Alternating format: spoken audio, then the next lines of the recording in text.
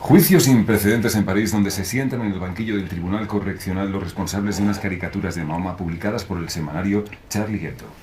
Bueno, estamos con Toni Garrido. ¿Qué tal estás? Pues muy bien, la verdad es que en Cádiz está muy bien. Es como para quedarse a vivir y feliz, ¿no? Es un festival además donde hay muchísimas cosas que hacer, que ver, que aprender. Y la verdad es que muy contento. Tú eres un hombre de televisión y de radio.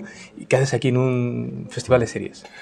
Pues intentar también fracasar no solo en la televisión y en la radio, sino en las series, ¿no? En los últimos tiempos yo creo que hemos perdido el miedo al formato. Hasta ahora en nuestra profesión uno se dedicaba a la radio y hacía la radio. Uno se dedicaba al periodismo y trabajaba en periódicos.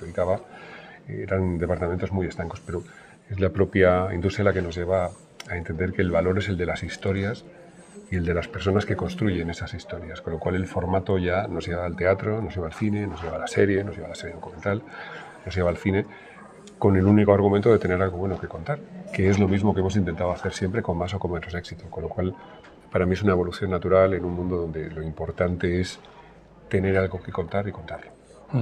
¿Y tienes pensado hacer alguna serie, producir alguna serie, escribir alguna serie? Sí, yo lo tengo pensado. Otra cosa es que coincida ese pensamiento con el de enfrente, ¿no? En muchas ocasiones tienes la sensación de estar lanzando ideas contra la pared, estampándolas, y en otras ocasiones tienes la sensación de que el de enfrente ha entendido eso y quiere sumarte, ¿no? Afortunadamente ya los caminos para producir y para hacer son muchos, muy variados. No dependen tanto de la opinión solamente de una persona, de una plataforma o de una televisión, sino depende de muchas más circunstancias, con lo cual la idea es hacerlo. Ahora, todo en la vida es muy difícil, en todos los sectores, en este también, con mucho entusiasmo, con mucha ambición y con muchas ganas, pero hay que hacerlo. Tú vienes, bueno, has pasado por la televisión, mucha gente te conoce en Caiga, pero realmente, si no me equivoco, tú fuerte es la radio, estuviste en Radio Nacional de España. Sí.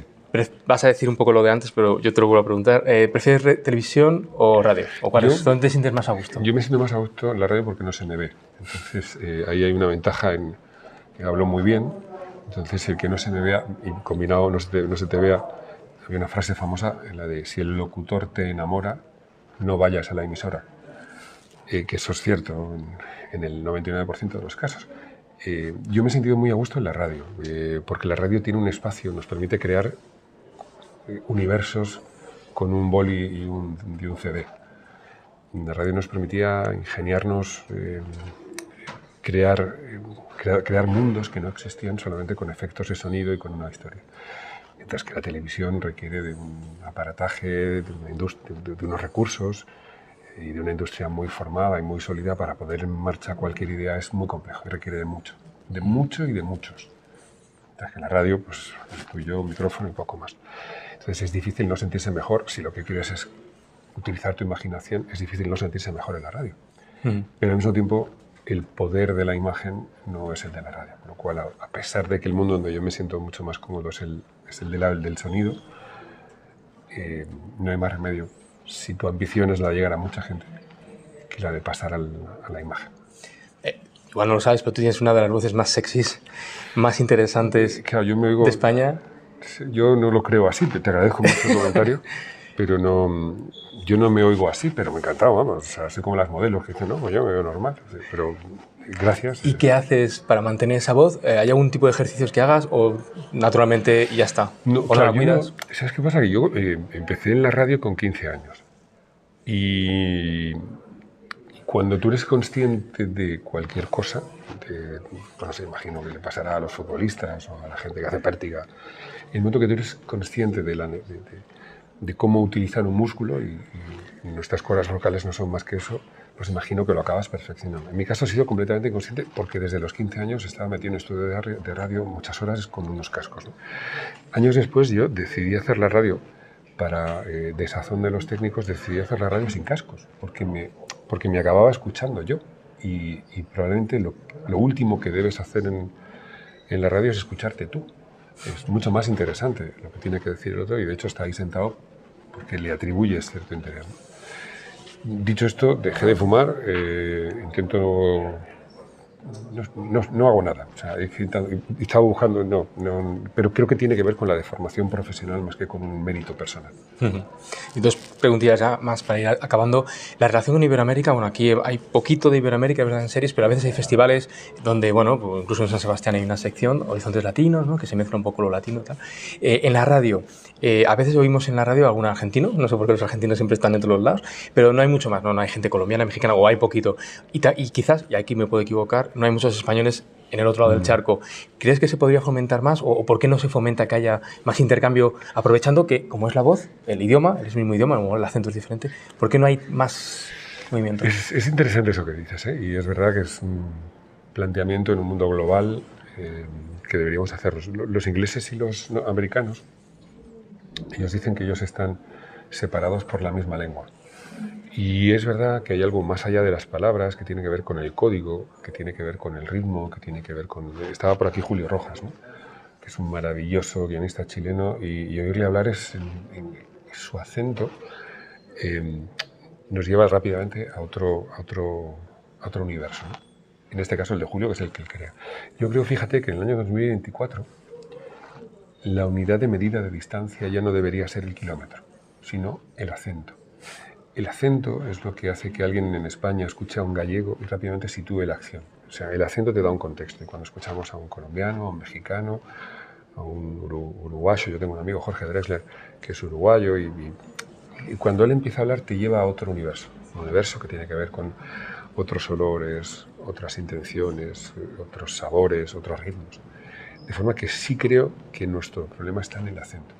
Cuando han intentado unificarlo, ese latino neutro, eso es horroroso, porque además las palabras, la propia semántica, el famoso coger, o las famosas palabras que nosotros utilizamos de una forma distinta, por más que el significado sea el mismo, también genera nuevos universos. De forma que yo creo que, por una parte, debemos mantener nuestro acento, pero sí hacernos fuertes en la cultura común que nos da un mismo idioma.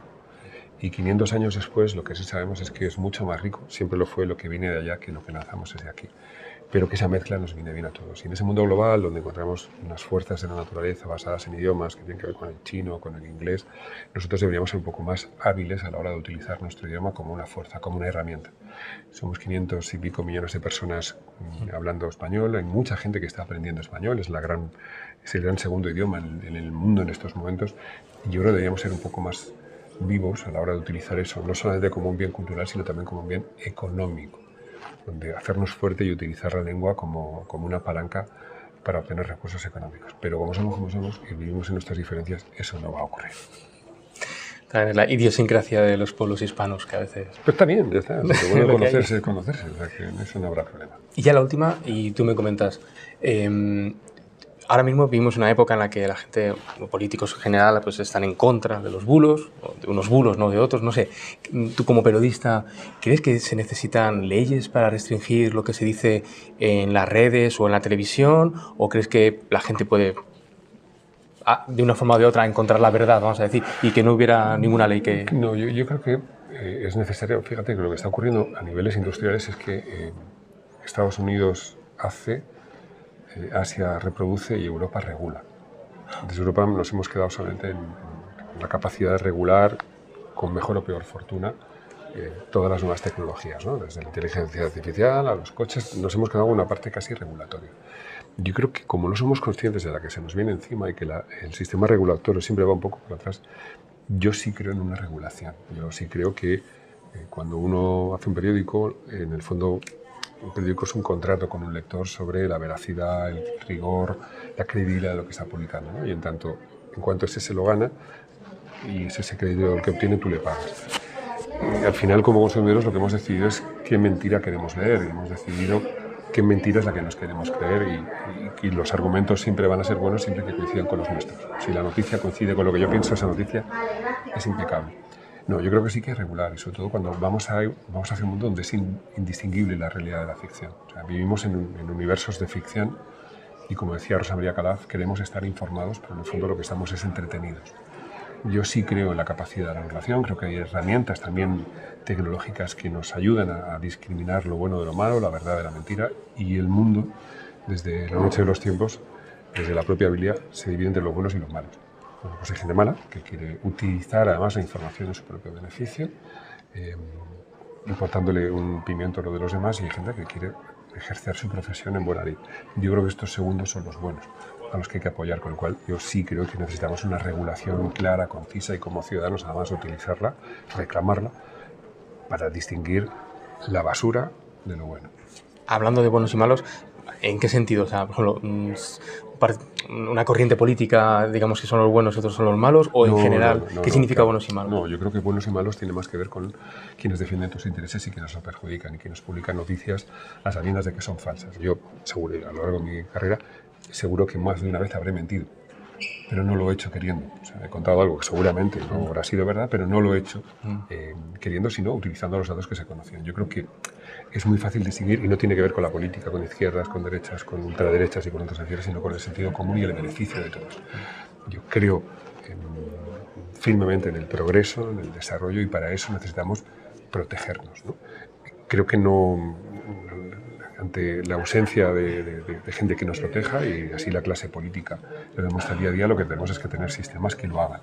Y cuando yo hablo de buenos y malos, es gente que miente a sabiendas con el único fin de obtener un beneficio particular, empresarial, económico. ¿No? Yo creo en una sociedad mucho más justa, mucho más equitativa, donde hombres y mujeres de verdad tengamos a disposición las mismas oportunidades, los mismos derechos, las mismas obligaciones y, por supuesto, el mismo acceso a la información que, no olvidemos, es un Estado, o sea, es un pilar del Estado.